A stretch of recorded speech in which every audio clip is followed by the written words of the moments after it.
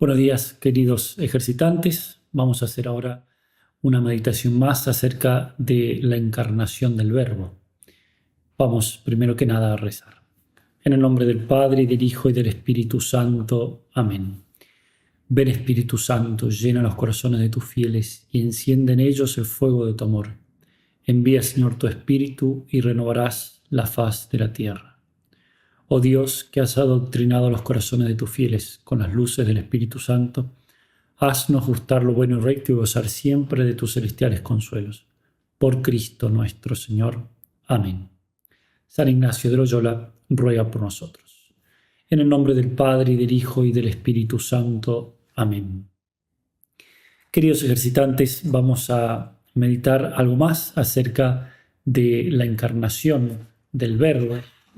Vamos a meditar una de las consecuencias de que Cristo se haya hecho hombre. Y está inspirada esta meditación en las letanías del Santísimo Nombre de Jesús. Hay unas letanías acerca del nombre de Jesús. Bendito sea su nombre de Mesías, bendito sea su nombre de enviado, bendito sea su nombre de Hijo del Hombre. Y una de esas letanías dice: bendito sea su nombre que levanta la persecución del mundo. Y lo que vamos a meditar es justamente esta particular consecuencia del hecho de la encarnación, que es que al venir el Verbo de Dios a este mundo, inmediatamente se desata esa oleada de persecución al mismo Cristo y a todos los que son de Cristo, según aquello del libro del Apocalipsis, cuando se nos describe que el dragón se detuvo delante de la mujer que iba a dar a luz para devorar a su hijo en cuanto naciera. Y más adelante, cuando el dragón vio que había sido arrojado a la tierra, persiguió a la mujer que había dado a luz al hijo varón. Pero le dieron a la mujer las dos alas del águila grande para volar al desierto. Entonces, despechado contra la mujer, se fue a luchar contra el resto de sus hijos, los que guardan los mandamientos de Dios y se mantienen firmes en el testimonio de Jesús. Eso está en el libro del Apocalipsis, capítulo 12, versículos 4 y luego versículos 13, 14 y 17. Esto es una realidad de nuestra fe, que no nos tiene que espantar el hecho de que vamos a sufrir persecución, sino que al contrario tenemos que asumir con valentía esta realidad, sabiendo que el Señor ya ha vencido y nos dará las fuerzas para resistir y santificarnos en medio de las dificultades que, no olvidemos, Dios las permite justamente para eso, para hacer de nosotros grandes santos. Tenemos por eso que estar a la altura como los mártires de todos los siglos. Bien, como ya saben, San Ignacio tiene esta estructura de oración tan precisa que contiene estos preámbulos y que vamos nosotros también a utilizar, obviamente. Ya conocen el primer preámbulo, que es la oración preparatoria, la de siempre, en el número 46, pedir gracia a Dios de que todas mis intenciones, acciones y operaciones se ordenen puramente a Él. Se trata en definitiva de pedir la gracia de no distraernos, la gracia de rezar bien. El segundo preámbulo es la composición del lugar, que será, en este caso, voy a utilizar la imagen de la escena del Evangelio de la huida a Egipto y la matanza de los santos inocentes. Allí ustedes lo pueden leer en Mateo 2, 13 al 16. Y lo leemos también ahora. Dice San Mateo: cuando ellos se fueron, es decir, los Reyes Magos, el ángel del Señor se apareció en sueños a José y le dijo: prepárate, toma contigo al niño y a su madre y huye a Egipto, y estate allí hasta que yo te diga, porque Herodes va a buscar al niño para matarlo. Él se preparó, tomó de noche al niño y a su madre, se retiró a Egipto, y estuvo allí hasta la muerte de Herodes, para que se cumpliera lo dicho por el Señor por medio del profeta: de Egipto llamé a mi hijo. Entonces Herodes, al ver que había sido burlado por los magos, se enfureció terriblemente y mandó matar todos los niños de Belén y de toda su comarca, menores de 2 años, según el tiempo que había precisado por los magos. Bien, esta escena tremenda del Evangelio, cómo la presencia de nuestro Señor Jesucristo desata la ira del rey Herodes, y esa ira se desencadena no solo contra Jesucristo, que tiene que huir a Egipto, sino también contra los santos inocentes, es decir, contra otras personas que no son Cristo mismo, pero que son parte del cuerpo de Cristo, del cuerpo místico que es la Iglesia. Para que nosotros podamos entender, fijándonos un poco en esa escena, cómo así como Cristo fue perseguido, también nosotros habremos de ser perseguidos por llevar en nuestras frentes el nombre de cristianos.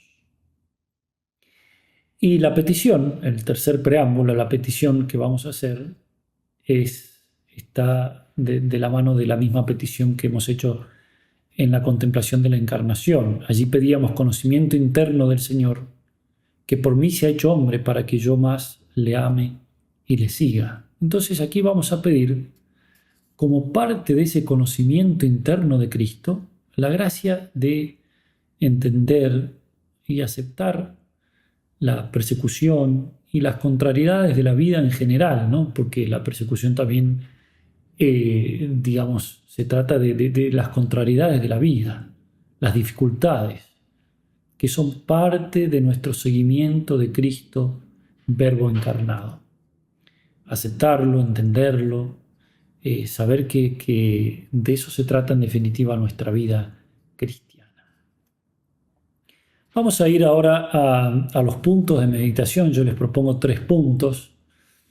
El primer punto se trata simplemente de algunos textos de la Sagrada Escritura, porque es impresionante cómo Cristo ha sido clarísimo respecto a este punto, que los que pertenezcan a Él, al Verbo hecho carne, los que pertenezcan a Jesucristo, hemos de sufrir persecución. Y así, por ejemplo, yo voy a citar 4 textos del Evangelio. El primero es Mateo 5, 11 y 12. Allí el Señor nos plantea la persecución como una verdadera bienaventuranza, es decir, como un anticipo de la bienaventuranza eterna del cielo. Si nosotros queremos llegar al cielo, debemos vivir con alegría y con serenidad las persecuciones.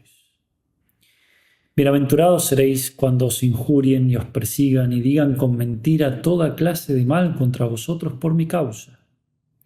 Alegraos y regocijaos, porque vuestra recompensa será grande en los cielos, pues de la misma manera persiguieron a los profetas anteriores a vosotros. Mateo 5, 11 y 12. Luego en el Evangelio de San Juan, acordaos de la palabra que yo os he dicho. El siervo no es más que su Señor. Si a mí me han perseguido, también os perseguirán a vosotros. Juan 15, 20. Luego en el Evangelio de San Lucas. Pero antes de todo esto os echarán mano y os perseguirán, entregándoos a las sinagogas y cárceles y llevándoos ante reyes y gobernadores por mi nombre. Seréis entregados por padres, hermanos, parientes y amigos, y matarán a algunos de vosotros. Y seréis odiados de todos por causa de mi nombre. Con vuestra perseverancia salvaréis vuestras vidas. Eso está en Lucas 21, 12, 16 y 19. Lucas 21, 12 y 16 y 19. Y finalmente también del Evangelio de San Juan capítulo 15. Si el mundo os odia, sabed que a mí me ha odiado antes que a vosotros. Si fuerais del mundo, el mundo amaría lo suyo. Pero como no sois del mundo, porque yo al elegiros os he sacado del mundo, por eso os odia el mundo. Si a mí me han perseguido, también os perseguirán a vosotros. Juan 15, 18 al 20.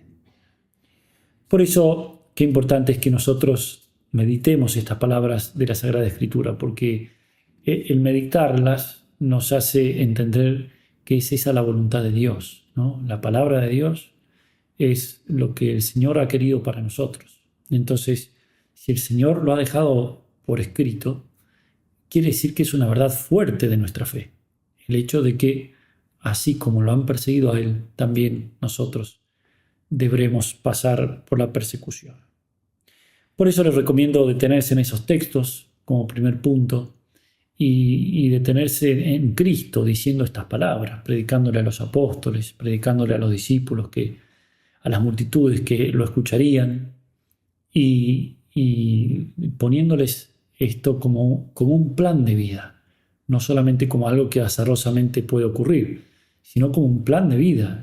La vida cristiana incluye la persecución.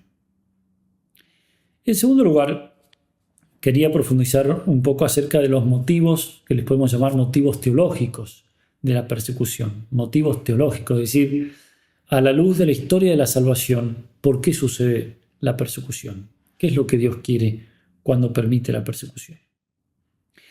Ante el hecho de la persecución de los buenos, siempre surge espontáneamente la pregunta de ¿por qué? ¿Por qué sucede esto? Si los buenos justamente intentan hacer la voluntad de Dios, ¿por qué sufren persecución? Y las causas más inmediatas que encontramos son, por ejemplo, el odio y la maldad de los hombres, o la instigación del diablo contra los buenos, o la hostilidad que otras religiones pueden tener contra la verdadera religión, etcétera, etcétera. Pero tenemos que ser más profundos en nuestro análisis y ver que en realidad todo eso tiene como causa primerísima la misma voluntad de Dios, que busca el mayor bien de los que lo aman y que sabe, por tanto, que la persecución es una fuente de bienes inmensos para aquellos que deben salvarse. De modo que al indagar en las causas de la persecución no tenemos que detenernos tanto en la mano humana que la efectúa, sino ir más allá y mirar la mano divina que la provee para nuestro bien. De lo contrario, no obtendremos de ella los beneficios que Dios quiere que obtengamos, porque eso es lo que tenemos que meditar en definitiva, la providencia divina que ha previsto estas circunstancias tan adversas para mi salvación y para mi santificación. El padre Rollo Marín, en su libro Teología de la Perfección Cristiana, trae una valiosísima distinción que nos va a ayudar mucho a alcanzar el punto central que tenemos que meditar aquí. Y es acerca del modo de proceder de Dios cuando realiza algunas obras o cuando permite que otros realicen algunas obras que recaen sobre nuestra vida. Entonces, él dice que Dios obra de varias maneras. La primera es haciendo algo directamente por sí mismo. Dice él, Dios siempre quiere positivamente lo que hace por sí mismo, porque siempre se refiere al bien y siempre está ordenado a su mayor gloria.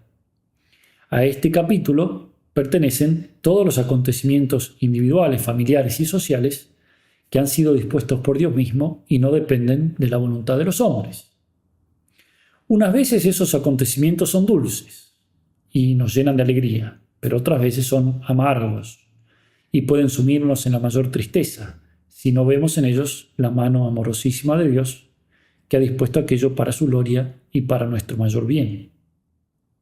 Ante estos acontecimientos que nos vienen directamente de la mano de Dios sin intervención alguna de los hombres, como por ejemplo un accidente imprevisto, una enfermedad incurable o la muerte de familiares o amigos, ante estos acontecimientos solo cabe una actitud cristiana, que es fiat voluntas tua, es decir, cuando decimos, hágase Señor tu voluntad. Ante todos estos acontecimientos que no sabemos por qué Dios los permitió o por qué los quiso positivamente, la actitud cristiana es decir, Señor, hágase tu voluntad, es decir, resignarse a la voluntad de Dios, porque ya no hay nada que hacer. Dios ya sí dispuso que yo me enferme, que yo sufra este accidente, que mi hijo, mi hija, mis padres padecieran la muerte.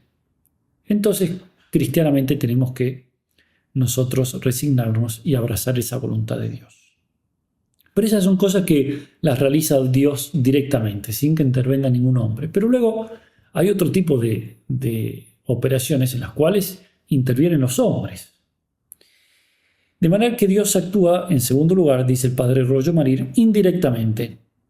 Es decir, no impidiendo que otros hagan tal o cual cosa. Dios no lo impide. Es lo que se llama permisión. Dios permite la obra de algunas personas. Dice el padre, Dios nunca quiere positivamente lo que permite porque se refiere a un mal. Dios nunca puede querer el mal. Pero su infinita bondad y sabiduría sabe convertir en mayor bien el mismo mal que permite. Y por esto precisamente lo permite. El mayor mal y el más grave desorden que se ha cometido jamás fue la crucifixión de Jesucristo. Y Dios supo ordenarla al mayor bien que ha recibido jamás la humanidad pecadora, es decir, su propia redención. Un mal terrible, la crucifixión de Cristo. ¿Cómo se realizó? Porque Dios permitió que ciertos hombres crucificaran a Cristo. Qué mal tan terrible, ciertamente. Pero de ese mal, el más horrible, Dios sacó el mayor bien, la redención del hombre. Por eso sigue comentando el padre Rollo Marín, qué mirada tan corta y qué funesta miopía la nuestra cuando en los males que Dios permite que vengan sobre nosotros, nos detenemos en las causas segundas o inmediatas, es decir, esta persona o aquella que causó en mí este mal. Y no levantamos los ojos al cielo para adorar los designios de Dios, que las permite para nuestro mayor bien. Burlas, persecuciones, calumnias, injusticias, atropellos, etcétera, etcétera, de que somos víctimas, son ciertamente pecados ajenos, que Dios no puede querer en sí mismos, pero los permite para nuestro mayor bien. ¿Cuándo sabremos remontarnos por encima de las causas segundas para ver en todo ello la providencia amorosa de Dios, que nos pide no la venganza o el desquite, sino el amor y la gratitud por ese beneficio que nos hacen? En la injusticia de los hombres hemos de ver la justicia de Dios, que castiga nuestros pecados, pero también hemos de ver hasta su misericordia, que nos los hace expiar. Interesantísimo, porque nosotros cuando alguien hace una injuria contra nosotros, cualquiera sea, inmediatamente nos enojamos con esa persona y no podemos ver, no podemos trascender con nuestra mirada para darnos cuenta que es Dios el que está permitiendo, porque nada en este mundo sucede porque Dios lo quiso o porque por lo menos Dios lo permitió. Y eso es lo que tenemos que ser capaces de ver, de modo que podamos perdonar al que nos persigue, podamos incluso amarlo. Porque este tipo de cosas sucede, como acaba de decir el padre Rollo Marín, como castigo de nuestros pecados, de modo que es una manera de nosotros darnos cuenta que nuestros pecados tienen también su castigo. Pero en segundo lugar, para expiar nuestros pecados, es decir, en esa misma persecución, en esa misma injuria, en esa misma dificultad que otra persona pone en nuestro camino, Dios nos da la oportunidad para pagar por nuestros pecados y así redimirnos y así salvarnos e incluso salvar también a otros. Eso es lo que tenemos que meditar en este segundo punto, ¿no? Quedarnos en eso. Cuando me toque sufrir persecución o cualquier tipo de cosa en la vida por manos de otros hombres, tengo que recordar que es Dios. En definitiva es Dios, Padre siempre bueno, que está permitiendo eso para un bien enorme para mí y para tantos otros que se beneficiarán de mi sacrificio. Por eso, en tercer lugar, vamos a meditar más concretamente todavía cuál tiene que ser nuestra actitud como miembros del cuerpo místico de Cristo, Verbo encarnado. ¿Cuál es nuestra actitud como hijos de Jesucristo, Verbo encarnado? Bien, creo que todo se resume en abandonarse a la voluntad de Dios con amorosa aceptación. Allí está el trabajo más arduo, que nosotros aceptemos que Dios así lo ha querido para mi bien. Porque el solo hecho de sufrir persecución no nos santifica de por sí, sino tan solo el sufrir la persecución con caridad y grandeza de alma. ¿No? Yo puedo sufrir muchas cosas en la vida, pero eso no quiere decir que ese sufrimiento me está salvando. Me salva únicamente cuando lo acepto con caridad y con grandeza de alma. Alfonso Rodríguez, aquel gran predicador jesuita, un sacerdote jesuita, nos da estos valiosísimos consejos al respecto que muchos nos servirán en esta meditación. Dice él: no habéis de tomar ninguna cosa como venida acaso o por industria y trazas de los hombres, porque eso es lo que suele dar mucha pena y congoja. No penséis que os vino esto o aquello porque el otro lo meneó, es decir, porque el otro lo causó, y que si no fuera por tal o cual cosa o por tal o cual persona, de otra manera hubiera sucedido. No habéis de hacer caso de eso, sino tomar todas las cosas como venidas de la mano de Dios, por cualquier vía y por cualquier rodeo que vengan, porque Él es el que las envía por esos medios. Cuánta sabiduría, cuánta profundidad en estos consejos. No quedarnos en la mano humana o en la persona humana que causó estos males, sino ir más allá y darnos cuenta que Dios, como un Padre bueno, está proveyendo eso para mí. Entonces ahí se ve nuestra actitud. ¿Cuál es nuestra actitud? La de aceptación. Sigue diciendo Alfonso Rodríguez: dice muy bien Doroteo en la doctrina séptima, reprendiendo esto y a los que no toman las cosas como venidas de la mano de Dios. Hay algunos que cuando otro dice alguna palabra contra ellos o les hace algún otro mal, olvidados de Dios, toda su saña convierten contra el prójimo, imitando a los perros que muerden la piedra y no miran ni tienen en cuenta la mano que la tiró. ¿No? Cuando le tiramos una piedra al perro, se lanza con toda su fuerza a morder la piedra, porque es lo que le interesa, y no le interesa nuestra mano que la lanzó. Así no tenemos que hacer nosotros. Cuando nos lanzan una piedra de la persecución o de las dificultades, no tenemos que morder eso y quedarnos mirando únicamente las personas que causan ese mal, sino tenemos que remontarnos hacia la mano que lanzó esa piedra, esa dificultad en nuestra vida, que es la mano de nuestro Señor. Una de las mayores riquezas y tesoros de que gozamos los que tenemos fe es la providencia tan particular y tan paternal que Dios tiene de nosotros, que estamos ciertos que no nos puede venir ni acontecer ninguna cosa que no venga como colada y registrada por las manos de Dios. Estamos rodeados por todas partes de la buena voluntad de Dios, que no nos puede entrar ninguna cosa sino a través de ella, si no es para mayor bien y provecho nuestro. Hacemos Dios niñas de sus ojos, como dice el Salmo 16. Guárdame, Señor, como a las niñas de tus ojos. Y así, como las niñitas de los ojos, así estamos guardados debajo de su amparo y protección. Y quien tocare a vosotros, dice Dios, me toca a mí en la lumbre de los ojos.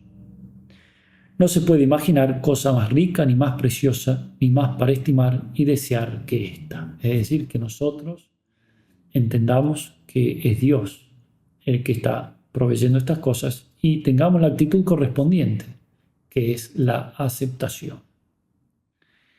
En definitiva, cuando nos toquen estos males, la persecución u otros males cualesquiera, debemos mirar a Dios nuestro Padre, porque es Él el que se ha inclinado hacia nosotros para pedirnos y suplicarnos este sufrimiento para el bien de todo su cuerpo místico que es la Iglesia. No nos olvidemos que hay tantos que necesitan de nuestras cruces y sufrimientos, y no nos olvidemos tampoco que nosotros tenemos fe y hemos perseverado hasta hoy, muy probablemente gracias a los méritos y sufrimientos de muchos otros que nos precedieron o que viven aún entre nosotros. Y así es la economía de la salvación, que se sirve de los sufrimientos de unos para fortalecer a otros. Y así, si ahora a nosotros nos toca sufrir, es porque Dios nos viene a suplicar que tengamos a bien darle esa mano que Él necesita para salvar a tantos. No nos olvidemos, es el Señor el que permite todas estas cosas y suplica amoroso nuestra colaboración. Como lo dice hermosamente en verso también el padre Alonso Rodríguez. Son palabras que él pone en la boca de Cristo, que nos habla desde la cruz y nos dice: Súfreme, pues te sufrí, y advierte que cuanto viene es lo que más te conviene, pues todo nace de mí. El amor me puso así, tu ingratitud me clavó, nadie cual yo padeció, y pues todo es por tu bien. Bebe esa gota por quien un cáliz por ti bebió. Una hermosísima poesía que comienza diciendo, súfreme, pues te sufrí. ¿No? Es Jesucristo que nos dice, sufre ahora un poquitito esto que te toca, porque yo también sufrí por ti. Entonces, esta persecución, estos males, estas injurias, son parte de ese plan hermosísimo, grande y misterioso que Dios tiene previsto para nuestra salvación. Bien, esos son los 3 puntos que yo les propongo para meditar.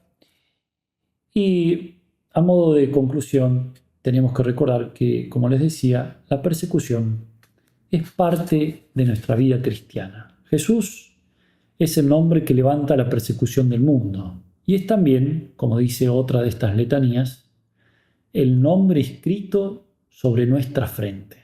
Porque cuando hemos sido bautizados, el sacerdote trazó la señal de la cruz sobre nuestra frente y después nos marcó también en la frente con el óleo sagrado y hemos sido bautizados en el nombre de Cristo. Y así como nuestro Señor sufrió la persecución, la sufrieron también luego los apóstoles y también los primeros cristianos y todos los cristianos a lo largo de los siglos.